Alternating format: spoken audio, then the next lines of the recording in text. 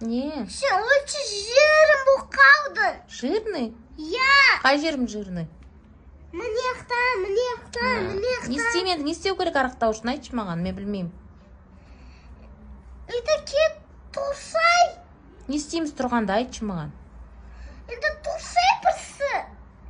Тұрсай. Қандай тамақ жеу керек, айтшы хотя бы маған. Торт жеу керек па, мороженое жейін ба, шоколад жейін ба? Енді сондай жеу.